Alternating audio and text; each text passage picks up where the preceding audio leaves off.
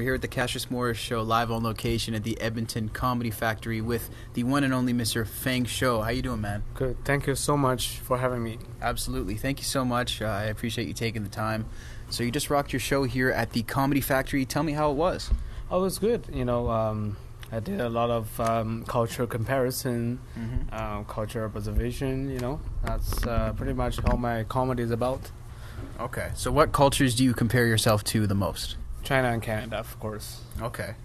And I'm just curious, you were born and raised in China. You ended up migrating here to Canada for comedy.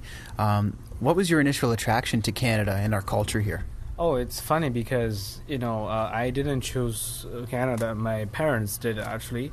So they basically Google what's the highest paying job, and then it's finance, and then which school offers the better finance school, Waterloo, Canada. So that's why, I came here.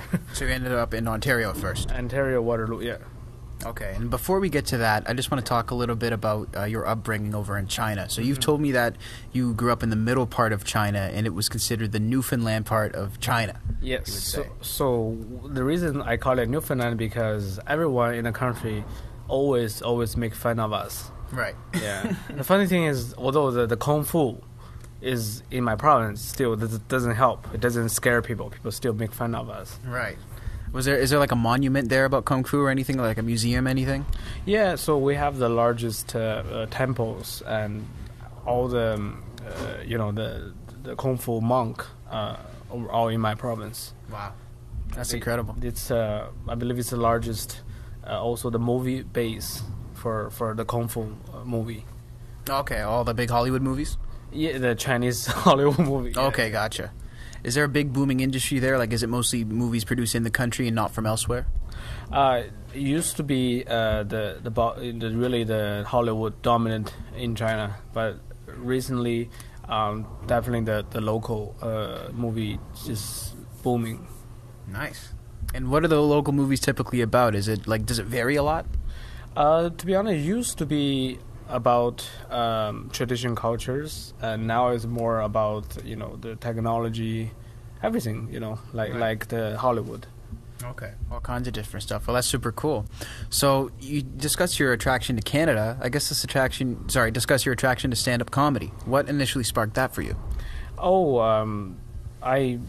when I look at the opportunity when I was about to graduate, and I thought, I don't want to be a stereotypical Chinese who only work in computer science, finance. I want to be a, different Chinese. And then I look at and plus I was doing some comedy back home that helped, and plus the public speaking. So I saw there was no comedian in the whole country that is from China. Mm-hmm. So I want to be the first one. Okay. That's my, yeah. Very cool. So that was your initial goal? Was it to stay in China, or did you initially want to leave? As I said, so I came here for school, right? So I'm not sure if I want to stay in any country because my end goal is to travel all over the world doing comedy. Okay. So probably just live in a country for, 2 years and then move to the next one. Okay, gotcha. And what kind of comedic influences were you watching at the time? Was it comedians from your region, comedians from elsewhere? Oh yeah, definitely. I used to watch a lot of Chinese comedy. It's very different type of comedy because we always have two comedians on stage, right. And it's not no audience interaction, only the interaction between the two comedians. But here I have to deal with hecklers. I have to deal with so many going on in the room. Yeah. So tell me about that then, because when you first wrote, I think we discussed the fact that you didn't do it with a second person. It was just you in the stand-up. Yeah, so in the beginning it was difficult because I used to someone sitting beside me like you, right? We were having a conversation, but when I first started and there was nobody around me, and I suddenly felt very weird. But after that, I just overcome. Right. So do they allow you to perform when it's just you in China then? I mean, the stand-up, it's just there right now, so it doesn't even exist. Maybe like 2-3 years ago, I'm pretty sure it was some American stand-up comics. They went to China and then they started a stand-up comedy scene in China, and then suddenly people start being aware of the different art, I would say, yeah. Right, started getting a lot of awareness. Yes. And you talk about how a lot of your material now is like cultural comparisons between the two countries. So you hadn't come to Canada when you first started. So what were you first writing about initially in your jokes? In China, you mean? Yeah. It's I would say it's more about the very, very basic, mopping a floor, mopping a table, twist a little bit, It's so in the Chinese comedy, they don't typically talk about the personal stories. Okay. It's just it's more about the funny than the real story. Because I figure about the stand-up here, pretty much all the jokes are based on true story. They're not necessarily a true story, but they're from a true story. Right, at least based on it. So like they'll be embellishing and adding things. So they don't do that in China. Not I noticed in the past. Maybe they start doing it right now, but now they have stand-up, so they don't need to do that, right? They can just watch stand-up, or they can just watch the traditional,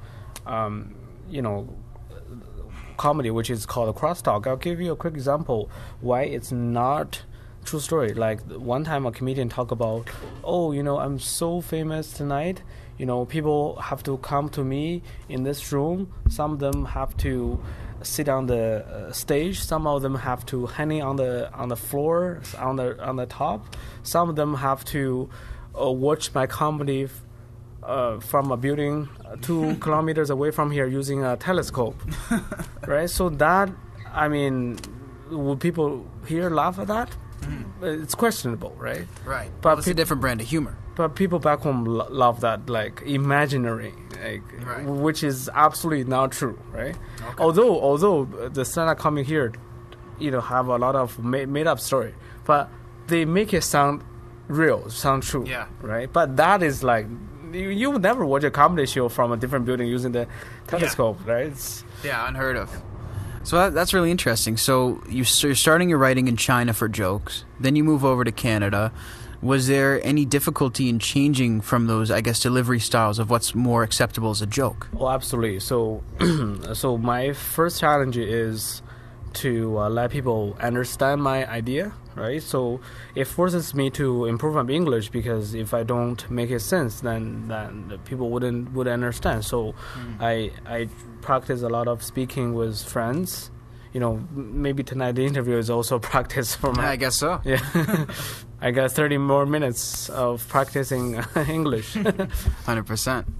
So you first come out to school in Waterloo. Are you the class clown at that point, or are you kind of keeping it quiet? I keep it quiet, and then I actually try to get started when I was still in school. I posted in the student Facebook group. I said, we're in Kitchener. That's where I study. We're in Kitchener, Waterloo area, that I can watch a comedy show. And then this Chinese student commented on my post, "Go back to library." So I didn't get to start my comedy until I finished. Go finish your homework then. So, yeah, exactly, right? You mentioned some of those, I guess, stereotypes about Asian people. Does that bother you, and how does that affect you, if so, if it does? It bothers me because when the comedians, like Canadian comedians, doing crowd work with the people in the audience, when I see Chinese people, the Canadian be like, "Oh, what do you do?" I swear to God, the Chinese person must say, "Oh, I'm an engineer. I'm a computer science," right? Right. You never hear those guys say something else, right? So I just want to break that stereotype. Right. You want to make more diversity for your people. Oh yes. There isn't even any like famous Chinese actor in Canada, right? No Chinese singer, no Chinese comedian, right? It's a huge room to grow. Yeah. So do you feel that they're just you guys are underrepresented, but do you also feel like there's the same opportunity for you, or do you feel like there's less opportunity? I'll tell you why that's the case, because when we were about to come to Canada, right? It was really a selection process. The government here, the Canadian government, required all those applicants have at least 4 years of money sitting in a bank. Wow. Just so that you don't mess it up. And they only approve the application if you are skilled or if you are knowledgeable, right? Mm-hmm. So basically, all the artists probably don't qualify all those. So they have the skill that the Canadian government doesn't want, basically. So right. All the artists are staying back home, not the one who come to Canada.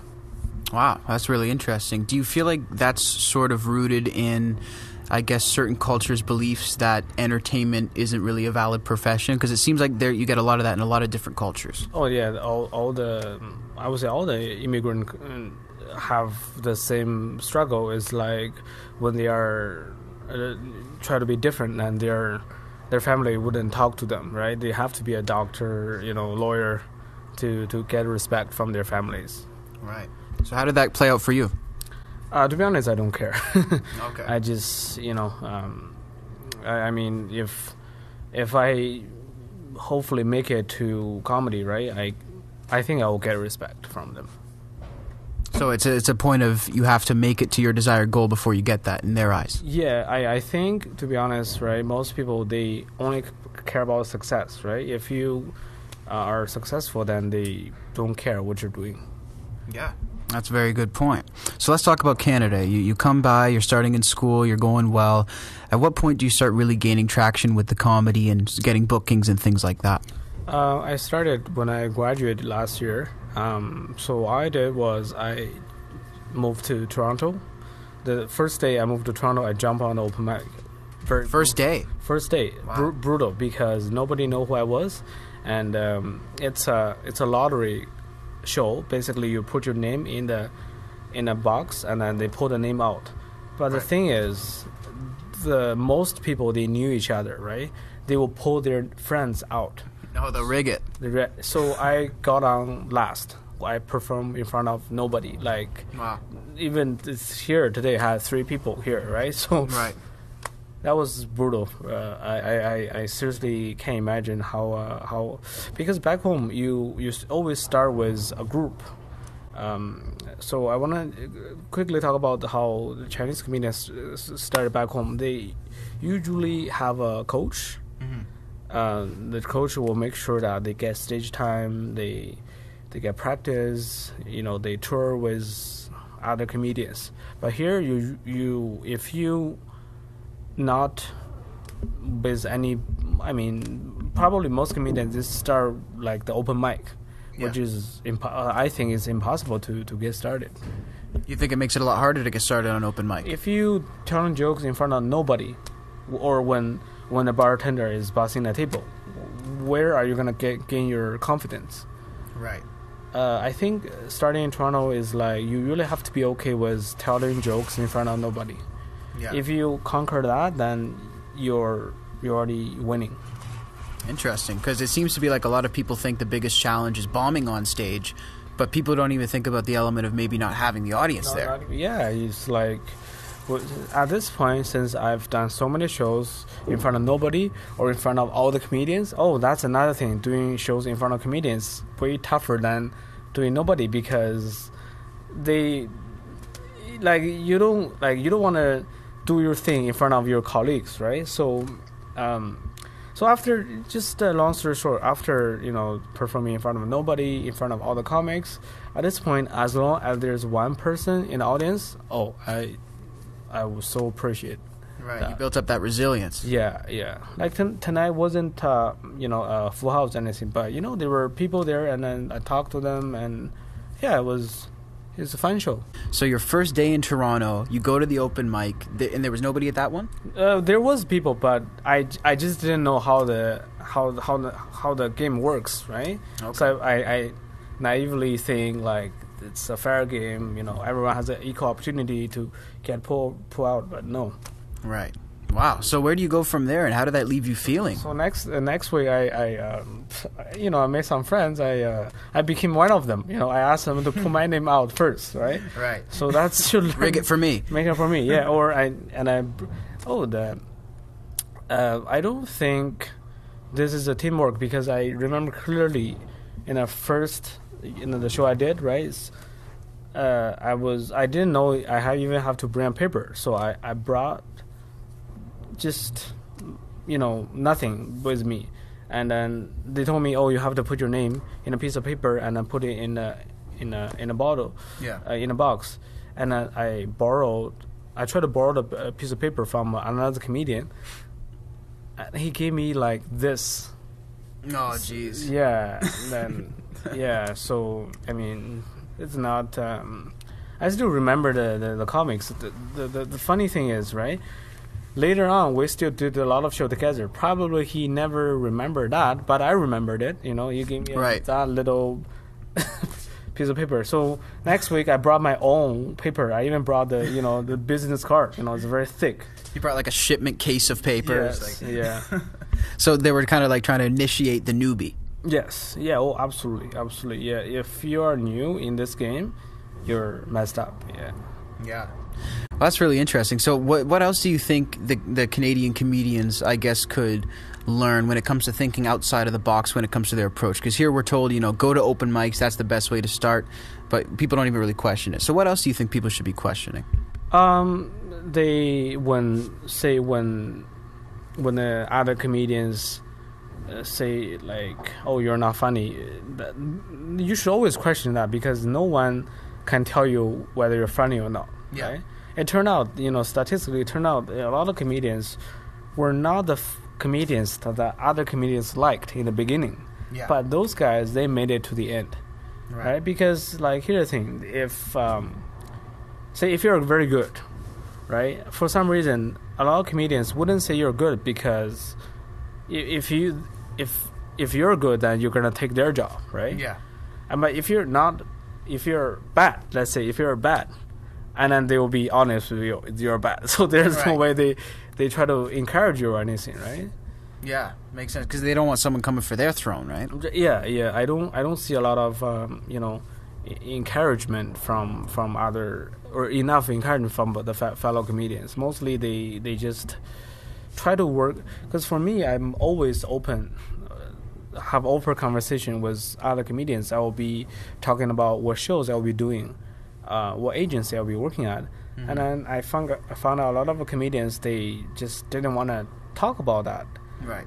But the thing is, right? So if you don't want to open your, your thing, then you're not gonna get more coming, right? So if you don't want to share what show you're doing, then you're not gonna know what shows other people are doing, basically.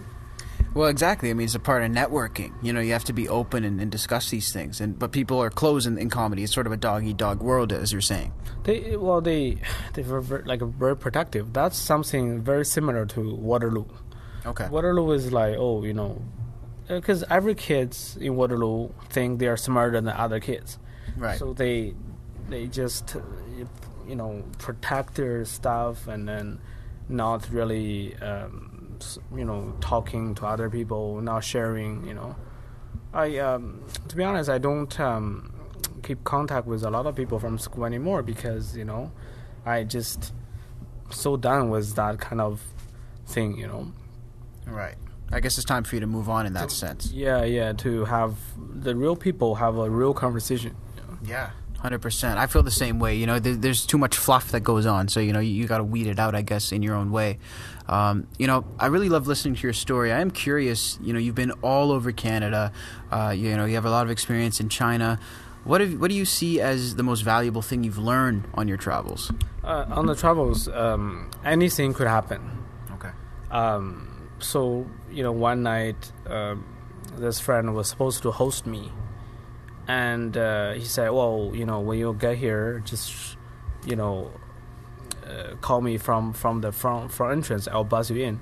But that friend happened to just fall asleep. No. So I end up homeless one night. Right? Wow. Anything could happen. Like, I have definitely had the hardest time ever in my entire life, right? Or the person who was supposed to drive me from one spot to another spot, I'm talking about maybe at least 10 hours drive. Wow. And I cancel last minute. Wow. So I have to figure something out just in the last minute. Call an Uber? Unbelievable, man. So to just be prepared for anything. Yeah.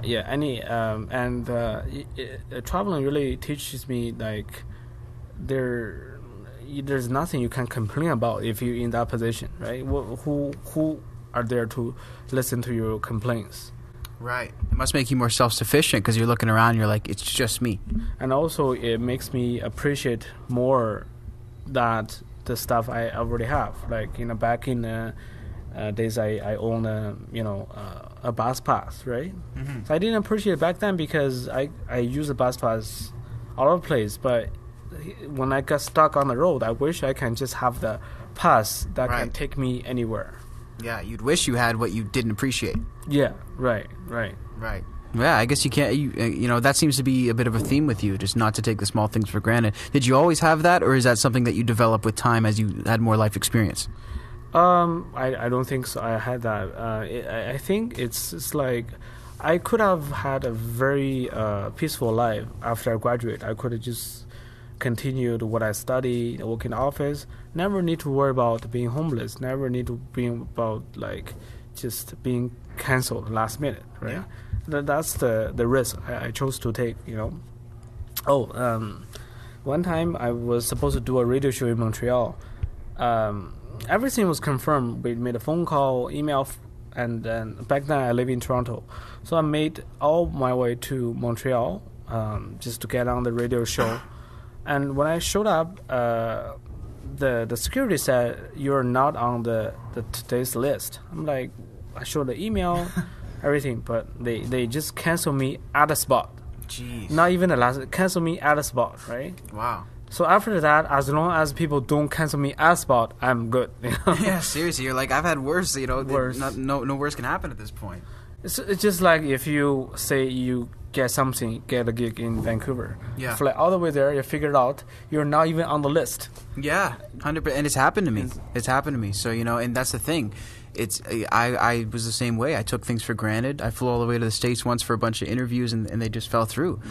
So it's like when you get interviews in your hometown, you certainly have to appreciate it. So I can see that parallel. I want to ask you, how many years have you been doing stand-up now?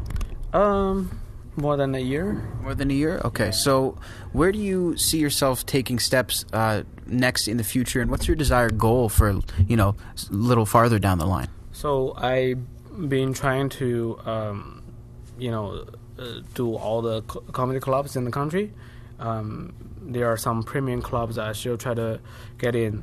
I started doing some comedy festivals. Nice. Which might not sound a big deal to the general public, but being able to do the festival gives me a lot of opportunity to meet the bigger comedians, and then credits to get more stuff. Absolutely. Yeah, like you said, for people who don't know, that's huge. So you want to do more festivals, and is there anybody or any specific venue maybe that you want to perform at, or any comics you want to work with in the future?